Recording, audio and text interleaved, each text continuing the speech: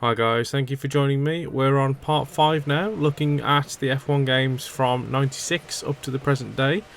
At the moment we're on the last of the PS2 generation. I know, it's a sad day, but this is F1 2005. We also have F1 2006 for the PS2, and we also have the first entry on the PlayStation 3, which is F1 Championship Season, and we'll get to that later on. We've also got a Formula 1 challenge game that's not an official Formula 1 game, but we'll get to that later on. So this is Formula 1 2005 on the PS2. And just as a note for this one, I've tried to stick with the BIRs on this episode.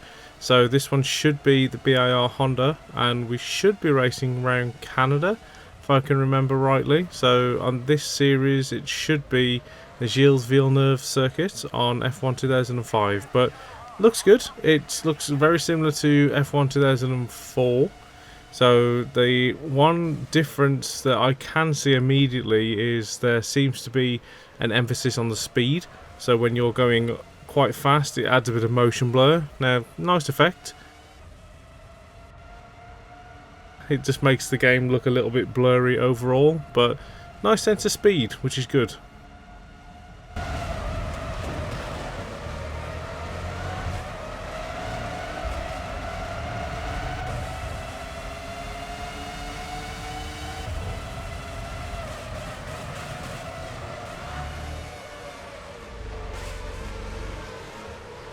With the first lap completed, the field looks like this. Schumacher leads.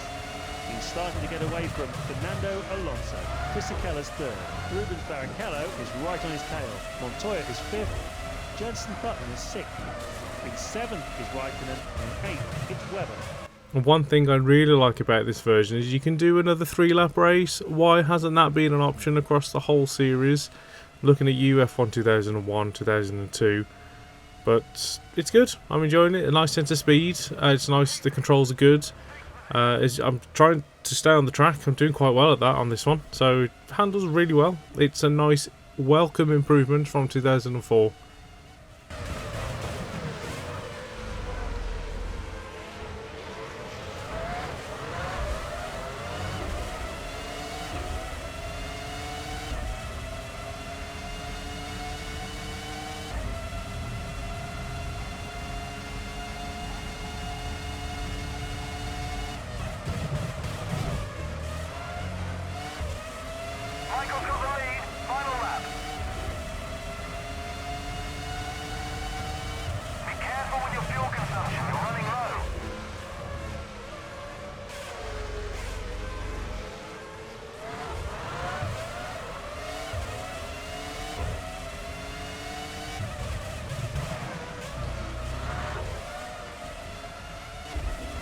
Ferrari of Michael Schumacher has set the fastest time through the first sector. You put in a really fast time for that sector. It's the best you've done all session.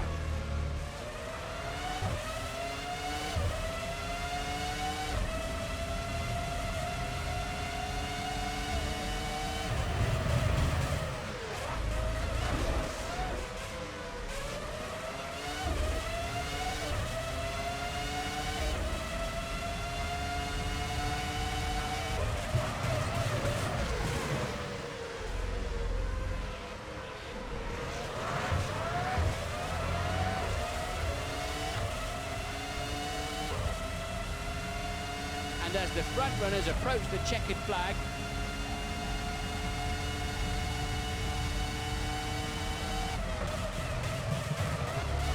it's a magnificent win for that man, Michael Schumacher. Fernando Alonso gets second. Third place for Fisichella. That wasn't a terrible race. So that's F1 2005. We'll move on to the last entry on the PS2, which is F1 2006. And apart from that bit of random pop-in, it's holding up quite well. Graphics are good, but let's have a look at what they did with F1 2006.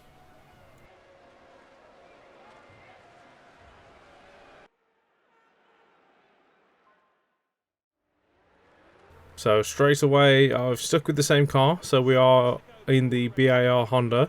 I'm on Brazil this time, so we've gone for a different circuit just to keep things fresh. We'll always race on the same track, but this is F1 2006 on the PS2. And there's definitely a good sense of speed going down that first straight. The racing line is on by default, so I've just again picked the default options. So instead of tweaking anything, I just pick a car, pick a track, as you know, if you've been following the series. So nice sense of speed. The motion blur does add the emphasis on the speed. You are going just under 200 mile an hour. But yeah, it handles well. There doesn't seem to be that much change from F1 2005-2006. It's not necessarily a bad thing, but I think the engine, it's looking sharp, but it is showing its age a little bit. It is quite blurry in spots, but again, it's probably pushing the PS2 to what it could do, considering the PS3 was about to launch at this time. So, pardon my terrible driving, but I'm not doing too bad. Going up the field nice and easy, because it handles and plays just like the previous two entries. So again, bit of a roster update, bit of a team update.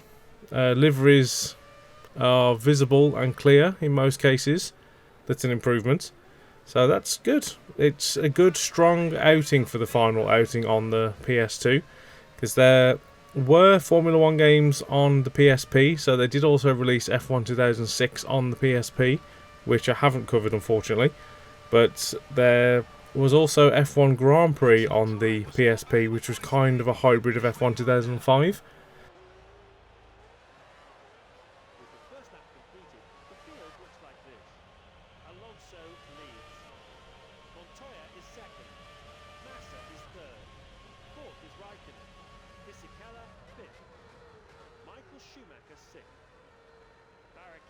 Is 7th, and Button 8th.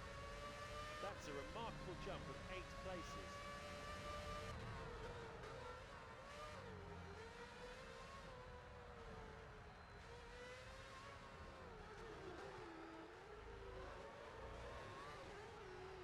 But let's bring in a side-by-side comparison. So this will be F1 Championship Edition on the PS3. So it's the same season, but it was released in 2007, so it's technically a sequel, but it uses all the assets from the 2006 series due to them losing the license after the 2007 game was released. So let's have a look.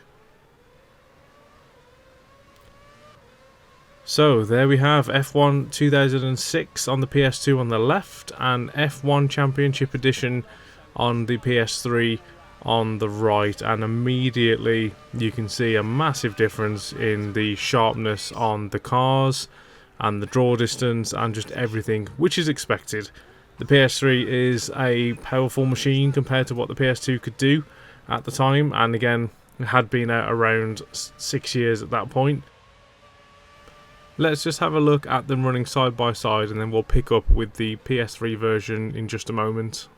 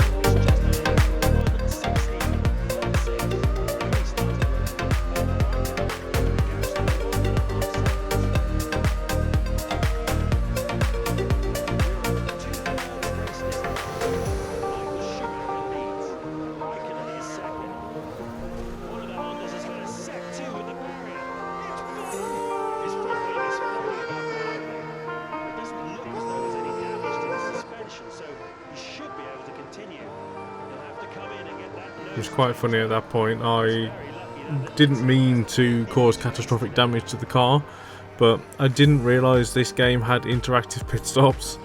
I think it's something that they tried to obviously make pit stops more fun, but because I didn't realise, I was a little bit slow. But it was an interesting feature. I think you can turn it off, but again, for the sake of just pick up and play, I didn't. But just going on to the general look of the game, now you can see in full screen, it's nice and sharp. Again, this did come out around the launch of the PS3. That would have been in 2007 in the UK, where I am, and at the time it was a massive step up. You hadn't seen anything of this kind of clarity, especially for a Formula 1 game. It was unheard of then. I'll be honest though, with the controls, it's a little bit slippy, so considering it's the same series, it doesn't handle as well as the PS2 version. That's technically the same license and the same season, just a different engine. But it looks great, plays well. It would probably be quite easy to get into if you were to spend more time playing it, which I did back in the day when I first originally had it, because I couldn't wait to get a PS3 just to play this game, as sad as that might sound. Big F1 fan if you hadn't gathered. So let's just enjoy a bit more footage of this, and again, my driving is terrible on this one, so I'm not doing too well compared to the previous entries. But this one has made a little bit of difference in terms of the way they've changed the engine. It's a little bit slippier, and I just didn't get to grips with it as well. Plus, the whole collision didn't really help. But yeah, enjoy.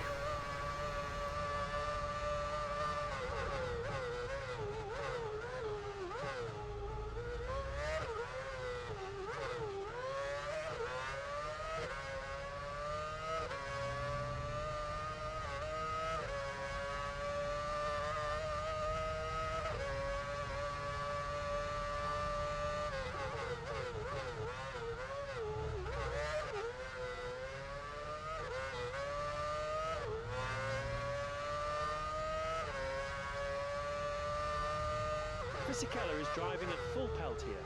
He's just on a lap of 1:16.59. That's significantly faster than Alonso. He's been putting in laps around the mid-127s. The top 8 currently looks like this. Fisichella leads. Alonso is second. Raikkonen is third. Fourth, Michael Schumacher. Montoya fifth.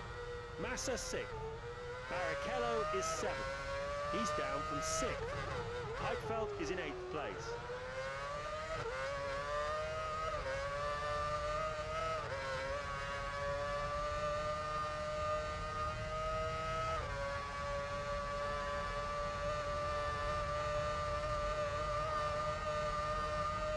Great last sector, the quickest you've been through there.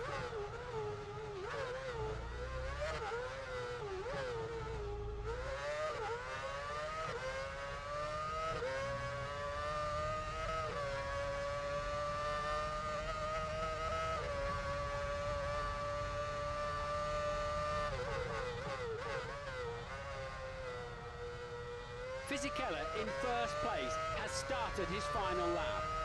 His teammate is running in second, so if it stays like this, it'll be a Renault 1-2. Giancarlo Fisichella's on his last lap. He's looking good for the win.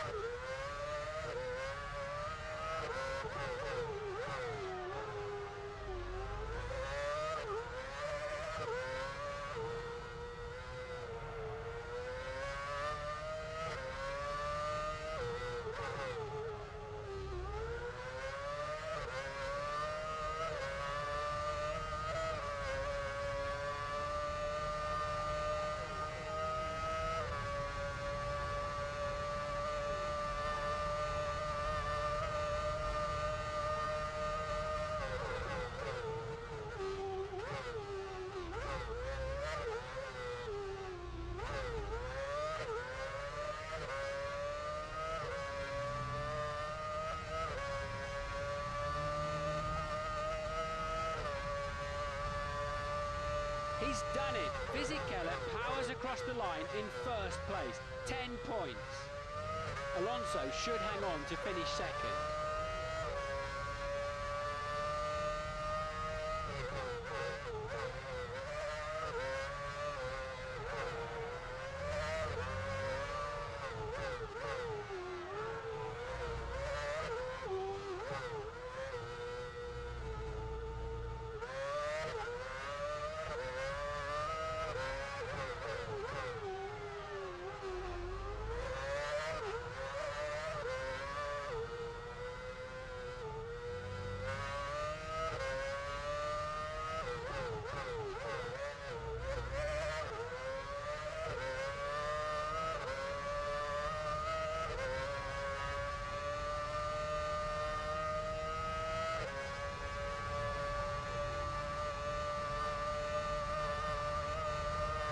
It's been a fascinating So that was F1 Championship Edition on the PlayStation 3.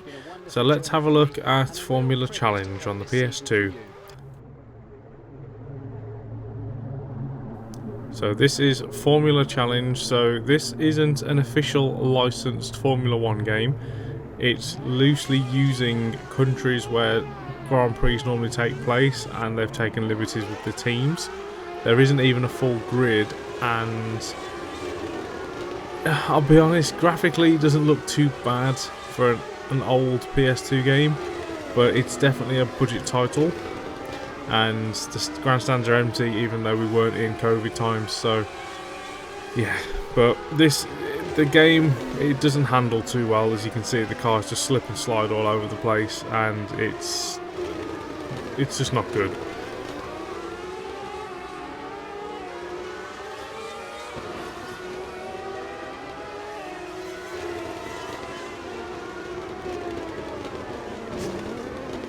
I'm just going to let you enjoy how terrible this game is. So let me know in the comments what you think. And if you've played this and this was the only Formula 1 game you have, then you do have my sympathies. Please go to eBay or a local second-hand shop and buy one of the better Formula 1 games. So if this is all you've ever had to play, you probably hate the sport, which would be understandable. But they're not even driving on the circuit, and you don't actually lose. What was that? I hit an invisible ramp. You can see why I didn't enjoy this game at all. Well, I gave it a fair crack, to be honest. It was in the machine for a good 10 minutes. I think that was 10 minutes too long. But let me know what you think of this.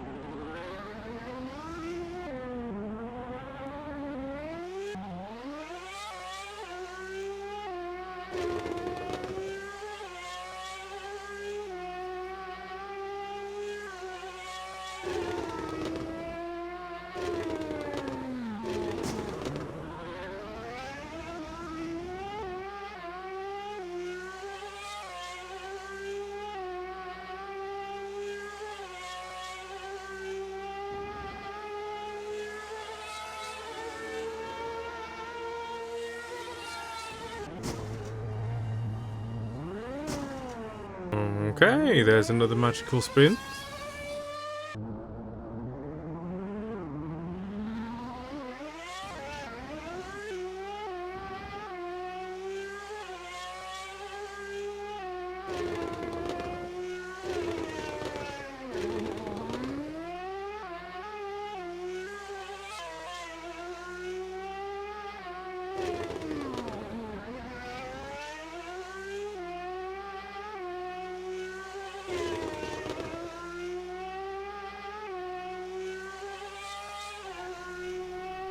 I don't actually think you lose any speed if you drive across the grass. No, you know you don't. Great. So you just drive across the grass and... realistic physics, eh? I'm done. This is Formula Challenge. Don't play it. And that's part 5. So the next entries we'll have our first one for the Wii, F1 2009. And then we have F1 2010, 11, 12 and 14 on the Xbox 360. So I won't be covering every entry from now on. I'll just be highlighting certain ones. So thank you for watching. If you've enjoyed this, please let me know. Like, subscribe if you feel like you want to. And I'll see you soon with part 6 where we take our first entry on the Wii.